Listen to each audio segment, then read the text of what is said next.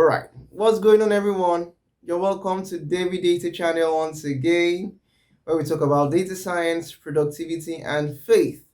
And on today's video, I'm going to be sharing with us some important soft skills needed for the field of data science and analytics.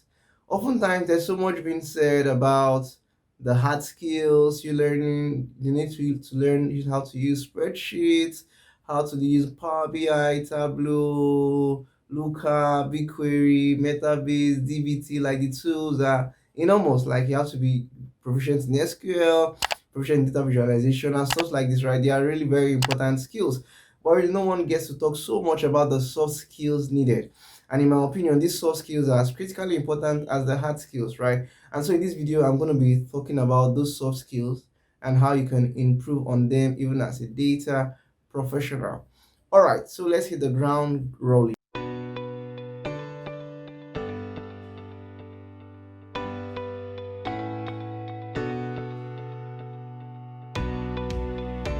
Okay, in no particular order, the first skill I'm going to talk about is the skill called curiosity.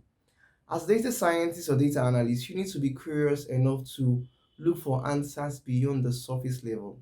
You need to be willing to dig deep within your data. You need to be willing to do several things around your data, feature engineering, whatever it may require, to get the answers from your data, or be curious enough to realize that your data does not have the answers you need for that question.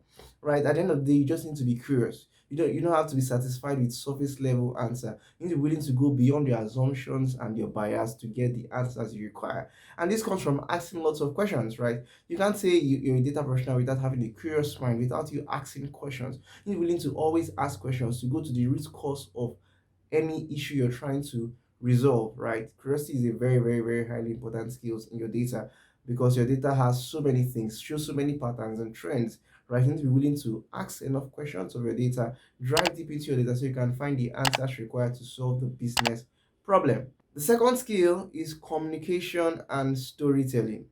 This cannot be overemphasized, right? You need to be a good communicator. You need to be able to pass the information you're trying to pass to other stakeholders in a clear and succinct manner.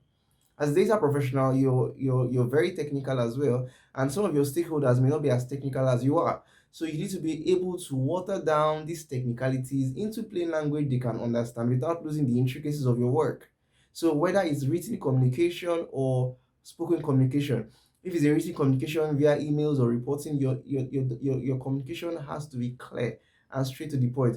Oftentimes, you don't have to put the technical jargons here and there. You just need to emphasize the point of your analysis and the recommendations that needs to come out of that analysis, right? It doesn't have to be filled with jargons. And if you're making a presentation as well, it's important that your communication is clear so your stakeholders can be able to understand what you're saying and make decisions you would have them make from that analysis, right? So communication and storytelling is very, very important because your data always tells a story, and it's up to you to tell that story in a way that is meaningful, compelling, and actionable. All right. All right, so the next skill is called critical thinking. You need to be able to think critically, logically, and rationally, and be able to find the connection between ideas. This has a lot to do with you thinking without any bias as a data professional. You need to take away the bias, take away the assumption, right? So let's say, for example, you went into analysis hoping that A is greater than B, or believing that A is greater than B. And then you realize through your statistics or whatever method you use for your analysis that B is greater than A. You need to be willing to drop that bias that you had about A greater than B and go with what your data is saying. So you need to be able to think critically, really here. And critical thinking also has to do with you asking the right questions, thinking through things even to their most fundamental level, right? As data professional, so it's not just about you being able to do a dashboard or analyze your spreadsheets. You be able to think critically that what you're doing is the right thing to be done to answer the question that management needs to answer. So say for example, a certain KPI wants to be understood, or a business the management wants to understand a certain business trend, and they just give you survey level and say, help us find this thing. So you need to think critically enough to know that what they're just asking for is a symptom of the problem, but not the real problem. And you need to be willing to drill down, be curious enough, and think critically enough to find out what the original problem is all about. The next soft skill needed for a business professional is that of problem solving, right? Data is about solving problems with data, with business insights. And then you need to be willing to solve your own problems because you're going to face several problems along the way in your methodology, in your process. You're going to find and encounter several problems that would have been encountered by someone else before, but you face those problems, and so you need to be willing to learn how to solve your problems yourself. You have to be someone who's an independent thinker, right? You can't always depend on people and say, oh, give me this, give me this. No, no, no. You can't be a data professional, right? Because you're going to face several problems, right? Nobody's going to spoon feed you all the time. So you need to be willing to learn how to solve your problems and learn how to apply data to solve the problems of the business. The next soft skill needed is called business acumen. Because data is not in isolation, data exists not just for itself, data exists for the good of the business. And so you need to have sufficient business understanding, sufficient business acumen to be able to tie the data to the context. And in this case, the context is the business, right? So it's critically important that you have good business acumen. And the last soft skill I'm going to talk about in this video is called product understanding. Product understanding is critically important, right? You can't say you're trying to analyze the data from a product and then you don't understand the product functions, right?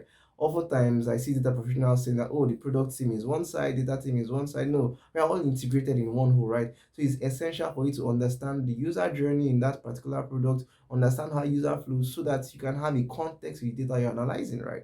So really, this is really, really critical. And I hope you've gotten a thing or two out of this video and you'll make decisions to improve yourself on these soft skills. Now, just as the hard skills, these soft skills can be improved by practice, right? You need to practice communication, you need to practice being curious about things. Don't just get stuck on the surface level. Be curious, try to dig deeper into these things, learn to think critically, practice critical thinking, right? And stuff like this, right? So it's my joy and expectation that even as you do these things, you're going to grow in the data journey as data professional. All right, thanks guys. Don't forget to hit the subscribe button and the like button and also the notification bell so you can be notified when the next videos drop in. All right, guys, till we meet in the next video. Cheers.